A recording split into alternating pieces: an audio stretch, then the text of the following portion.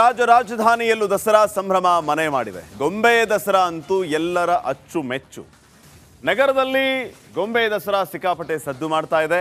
ಈ ದಸರಾನ ಅದ್ದೂರಿಯಾಗಿ ಆಚರಿಸಲಾಗ್ತಾ ಇದೆ. ಹಾಗಿದ್ರೆ ದಸರಾ ವಿಶೇಷತೆ ಈ ವರದಿಯಲ್ಲಿ.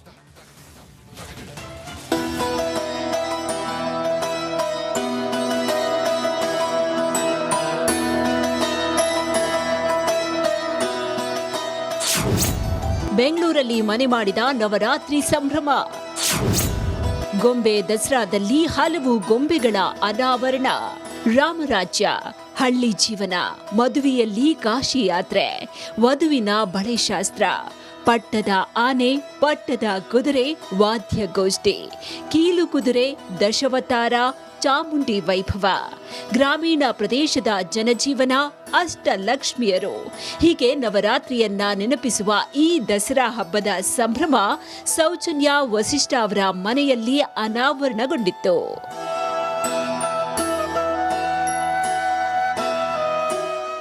ನವರಾತ್ರಿಯಲ್ಲಿ ಮಹಿಳಾ ಸಬಲೀಕರಣದ ಶಕ್ತಿ.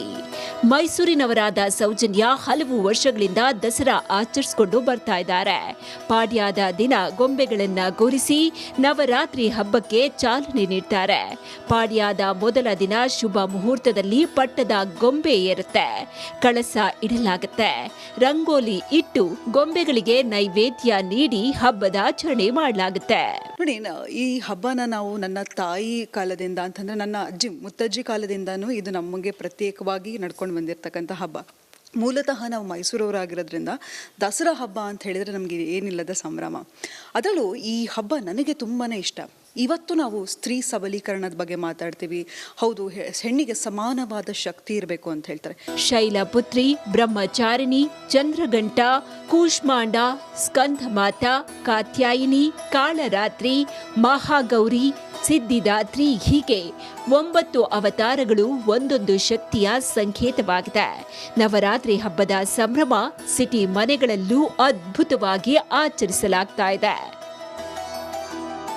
ದೀಪ್ತಿ ತೋಳ್ಪಾಡಿ, ರಿಪಬ್ಲಿಕ್ ಕನ್ನಡ, ಬೆಂಗಳೂರು. ಬೇಲ್ ಟೆನ್ಷನ್ನಲ್ಲಿರುವಂತಹ ದರ್ಶನ್ಗೆ ಇವತ್ತು ವಿಜಯಲಕ್ಷ್ಮಿ ಭೇಟಿ ಮಾಡಿದರು. ಬೆನ್ನು ನೋವಿನಿಂದ ಬಳಲುತ್ತಿರುವಂತಹ ದಾಸನಿಗೆ ಚಿಕಿತ್ಸೆಯನ್ನ ಪಡೆಯುವಂತೆ ಸಲಹೆಯನ್ನ ನೀಡಿದರು.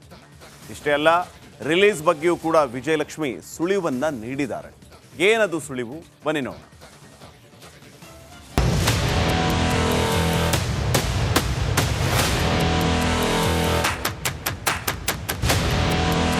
ಒಂದು ಕಡೆ ರೇಣುಕಾಸ್ವಾಮಿ ಆತ್ಮದ ಕಾಟ, ಮತ್ತೊಂದು ಕಡೆ ಬೆನ್ನು ನೋವು. ಇದು ಸಾಲದಕ್ಕೆ ನಾಳೆ ಬೇಲ್ ಭವಿಷ್ಯ. ಮೂರು ಟೆನ್ಷನ್ನಲ್ಲಿ ವಿಲವಿಲ ಅಂತ ಒದ್ದಾಡ್ತಿದ್ದ ದಾಸ ಇವತ್ತು ವಿಜಯಲಕ್ಷ್ಮಿ ದರ್ಶನ ಮಾಡಿ ಕೊಂಚ ರಿಲೀಫ್ ಆದ. ನಾಳೆಗೆ ರಿಲೀಸ್ ಆಗ್ತಾನ ಕಾಟೇರ. ವರ್ಕಿಗೆ ವಿಜಯಲಕ್ಷ್ಮಿ ಕೊಟ್ರ ಸುಳಿವು. ದಾಸನಿಗೆ ಬೆನ್ನು ನೋವಿರೋ ವಿಷಯ ತಿಳಿಯುತ್ತಿದ್ದಂತೆ ವಿಜಯಲಕ್ಷ್ಮಿ ಬಳ್ಳಾರಿ ಜೈಲಿಗೆ ಓಡೋಡಿ ಬಂದ್ರು. 8ನೇ ಬಾರಿಗೆ ಫೊರ್ಕಿಯನ್ನ ಭೇಟಿ ಮಾಡಿದ್ರು. ಬ್ಯಾಗ್ನಲ್ಲಿ ಬೇಕರಿ ತಿನಿಸು, ಡ್ರೈ ಫ್ರೂಟ್, ಬಟ್ಟೆಯನ್ನ ತಂದು ಅಯ್ಯನಿಗೆ ಕೊಟ್ರು.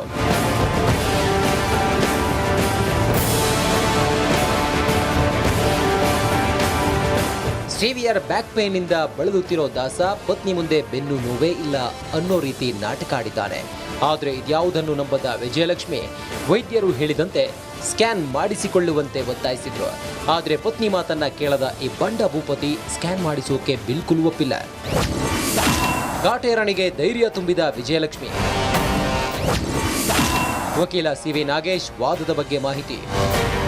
ದಸರಾ ಮುಗಿಯೋದ್ರಲ್ಲೇ ಬೇಲಾಗುತ್ತೆ ಅಂತ ದರ್ಶನ್ಗೆ ವಿಜಯಲಕ್ಷ್ಮಿ ಧೈರ್ಯ ತುಂಬಿದ್ದಾರೆ. ಬೇಲರ್ಜಿ ವಿಚಾರಣೆ ವೇಳೆ ಸಿ.ವಿ. ನಾಗೇಶ್ ವಾದ ಮಂಡಿಸಿದ ರೀತಿಯನ್ನ ಪರಿಪರಿಯಾಗಿ ವಿವರಿಸಿದ್ದಾರೆ. ವಕೀಲರು ಕೋರ್ಟ್ನಲ್ಲಿ ಸೂಪರ್ ಆಗಿ ವಾದ ಮಾಡಿದ್ದಾರೆ. ನಿಮ್ಮ ಪಾತ್ರವೇ ಇಲ್ಲ ಎಂದು ಪೊಲೀಸರ ತನಿಖೆಯನ್ನ ಪ್ರಶ್ನೆ ಮಾಡಿದ್ದಾರೆಂದು ದಾಸನಿಗೆ ತಿಳಿಸಿದ್ದಾರೆ.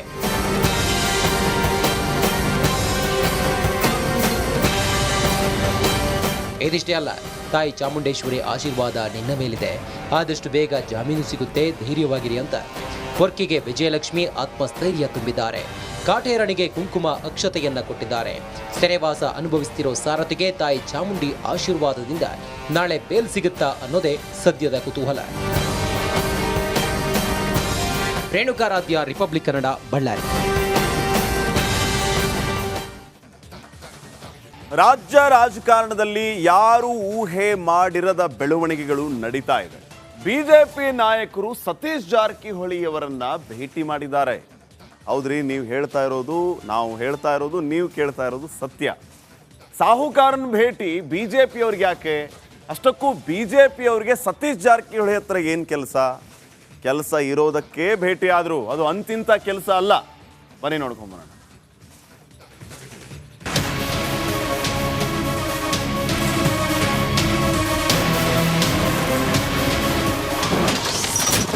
ಕಾಂಗ್ರೆಸ್ನಲ್ಲಿ ಮುಖ್ಯಮಂತ್ರಿ ಕುರ್ಚಿ ವಾ 224 ಜನ ಎಲ್ಲರೂ ಆಗ್ತಾರೆ, ಎಲ್ಲರೂ ಆಸೆ.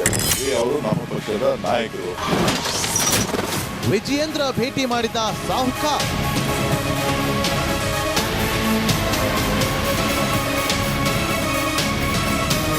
ಬೆಳಗಾವಿಯಲ್ಲಿ ಬಂಡಾಯ ಭುಗಿಲೆದ್ದಿದೆ ಅಂದ್ರೆ ಪಕ್ಕ ಸರ್ಕಾರಕ್ಕೆ ಗುತ್ತು ಬಂದಿದೆ ಅಂತಾನೆ ಅರ್ಥ.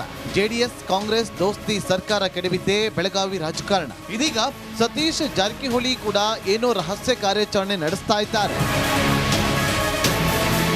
ಮೊದಲು ರಾಹುಲ್ ಗಾಂಧಿ ಜೊತೆ ಚರ್ಚೆ, ಆನಂತರ ಪರಮೇಶ್ವರ್ ಜೊತೆ ಮಾತುಕತೆ, ತದನಂತರ ಖರ್ಗೆ ಜೊತೆಗೂ ಒಂದ್ ರೌಂಡ್ ಮಾತಾಡಿದ ಬಳಿಕ ಸಾಹುಕಾರ್ ಅಚ್ಚರಿಯ ಹೆಜ್ಜೆ ಇಟ್ಟಿದ್ದಾರೆ. ಇಂದು ಸತೀಶ್ ಜಾರಕಿಹೊಳಿ ನಿವಾಸಕ್ಕೆ ಬಿಜೆಪಿ ರಾಜ್ಯಾಧ್ಯಕ್ಷ ಬಿವೈ ವಿಜೇಂದ್ರ ಅಚ್ಚರಿಯ ಭೇಟಿ ಕೊಟ್ಟಿದ್ದು ಸಾಕಷ್ಟು ಕುತೂಹಲಕ್ಕೆ ಕಾರಣವಾಯಿತು. 5 ನಿಮಿಷಗಳ ಕಾಲ ಉಭಯ ನಾಯಕರು ಪ್ರತ್ಯೇಕ ಸಭೆ ನಡೆಸಿದ್ರು. ಏನ್ ಸರ್, ಸಿಎಂ ಆಗೋ ಆಸೆ ಇದೆಯಾ ಅಂದ್ರೆ ಹೌದಪ್ಪ ಹೌದು ಅಂದ್ರು ಸಾಹುಕಾರ್.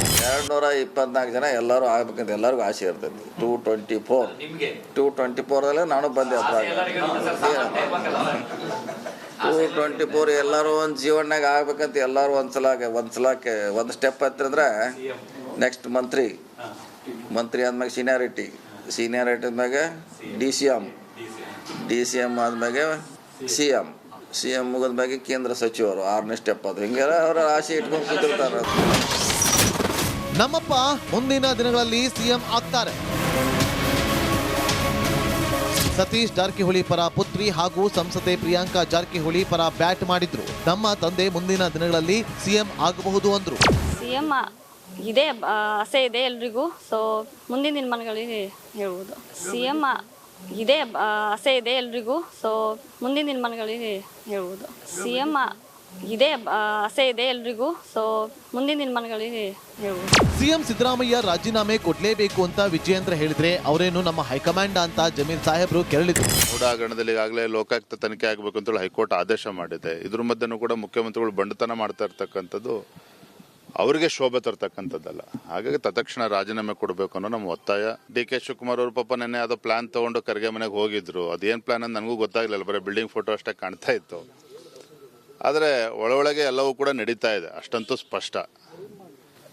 ಹಾಗಾಗಿ ನಾನು ಹೇಳಿರ್ತಕ್ಕಂಥದ್ದು ಮುಖ್ಯಮಂತ್ರಿಗಳು ರಾಜೀನಾಮೆ ಕೊಡ್ತಕ್ಕಂಥ ಕಾಲ ಸನ್ನಿಹಿತ ಆಗಿದೆ. ಯಾವ ಸಂದರ್ಭದಲ್ಲಿ ಬೇಕಾದ್ರೂ ರಾಜೀನಾಮೆ ಕೊಟ್ಟೇ ಕೊಡ್ತಾರೆ, ನನಗಂತೂ ಸಂಪೂರ್ಣ ವಿಶ್ವಾಸ ಇದೆ. ಸರ್ ಅವ್ರು ಹೇಳ್ತವ್ರೆ, ಅವ್ರು ಯಾರು ಹೇಳಕ್ಕೆ ಯಾರು ಅವರು? Who is Vijendra? ಅವರು ಬಿಜೆಪಿ ಅಧ್ಯಕ್ಷರಾಗಿದ್ದಾರೆ. ನಮ್ಮ ಕಾಂಗ್ರೆಸ್ ಪಕ್ಷ ಇದು.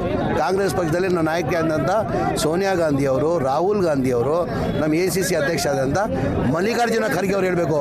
ಮಲ್ಲಿಕಾರ್ಜುನ ಖರ್ಗೆ ಅವರು ನಮ್ಮ ಹೈಕಮಾಂಡ್ ನೇರವಾಗಿ ಹೇಳಿದ್ದಾರೆ, ನಾವು ಸಿದ್ದರಾಮಯ್ಯ ಜೊತೆ ಇದ್ದೀವಿ, ಸಿದ್ದರಾಮಯ್ಯ ರಾಜೀನಾಮೆ ಕೊಡೋದು ಅಗತ್ಯ ಇಲ್ಲ. ವೇಣುಗೋಪಾಲ್, ಸುರ್ಜೇವಾಲ ಅವ್ರು ಬಂದು ಬೆಂಗಳೂರಲ್ಲಿ ಬಂದು ಪ್ರೆಸ್ ಮೀಟ್ ಮಾಡಿ ಹೋಗಿದ್ದಾರೆ. ಸಾಹುಕಾರ್ ಮನೆಗೆ ಬಂದ ಡಿ.ಕೆ. ಸುರೇಶ್. ಸತೀಶ್ ಜಾರಕಿಹೊಳಿ ಮನೆ ಪವರ್ ಸೆಂಟರ್ ಆಗ್ತಾ ಇದೆ. ವಿಜೇಂದ್ರ ಬೆನ್ನಲ್ಲೇ ಡಿ.ಕೆ. ಸುರೇಶ್ ಕೂಡ ಸತೀಶ್ ಜಾರಕಿಹೊಳಿ ಭೇಟಿಯಾಗಿದ್ದಾರೆ. ಆದ್ರಿಂದ ರಾಜ್ಯ ರಾಜಕೀಯದಲ್ಲಿ ಸಾಹುಕಾರ್ ಮನೆ ಪವರ್ ಸೆಂಟರ್ ಆಯ್ತಾ ಅನ್ನೋ ಮಾತುಗಳು ಕೇಳಿ ಬರ್ತಾ ಇದೆ. ರಾಜಕೀಯ ಏನಿಲ್ಲ ರೀ, ಅವರು ನಮ್ಮ ಪಕ್ಷದ ನಾಯಕರು. ದೇಶದ ವಿದ್ಯಮಾನಗಳ ಬಗ್ಗೆನೂ ಕೂಡ ಕೆಲವು ವಿಚಾರವನ್ನು ಮಾತಾಡಿದ್ದೇವೆ. ಅದರಲ್ಲಿ ಮಾಧ್ಯಮಗಳು ಹೇಳೋ ರೀತಿಯಲ್ಲಿ ಯಾವುದೇ ವಿಚಾರಗಳು ಕೂಡ ಇಲ್ಲ. ನಮ್ಮ ಪಕ್ಷದವ್ರನ್ನ ನಾವು ಭೇಟಿ ಮಾಡಿ ಮಾತಾಡೋದು ತಪ್ಪು ಅನ್ನೋದಾದರೆ ನೀವೇನಾದ್ರೂ ಹೋಗಿ ಡಿ.ಕೆ. ಶಿವಕುಮಾರ್ ಅವರು ಅಥವಾ ಪರಮೇಶ್ವರ್ ಅವರು, ಯಡಿಯೂರಪ್ಪನೋ ಕುಮಾರಸ್ವಾಮಿನೋ ಹೋಗಿ ಗುಪ್ತವಾಗಿ ಮಾತಾಡಿದರೆ ನೀವು ಕೇಳಬೇಕು. ನಾವು ಮಾತಾಡ್ತಾ ಇರೋದು ನಮ್ಮ ಪಕ್ಷದ ನಾಯಕರುಗಳ ಜೊತೆ. ರಾಜಕೀಯ ಬೆಳವಣಿಗೆ ಗರಿಗೆದರುವ ಬೆನ್ನಲ್ಲೇ ವಿಜೇಂದ್ರ ಸತೀಶ್ ಜಾರಕಿಹೊಳಿ ಭೇಟಿ ಕುತೂಹಲ ಮೂಡಿಸಿದೆ. ಕೆಲ ದಿನಗಳಿಂದ ಸಚಿವರನ್ನ ಪ್ರತ್ಯೇಕವಾಗಿ ಸತೀಶ್ ಜಾರಕಿಹೊಳಿ ಭೇಟಿ ಆಗ್ತಿದ್ದಾರೆ. ಮುಂದಿನ ರಾಜಕೀಯ ತಂತ್ರಗಾರಿಕೆ ಸಿದ್ಧತೆ ಮಾಡಿಕೊಂಡಿದ್ದಾರೆ. ಆದ್ದರಿಂದ ಡಿ.ಕೆ. ಬ್ರದರ್ಸ್ ಅಲರ್ಟ್ ಆಗಿದ್ದಾರೆ. Bureau report, republic Kannada.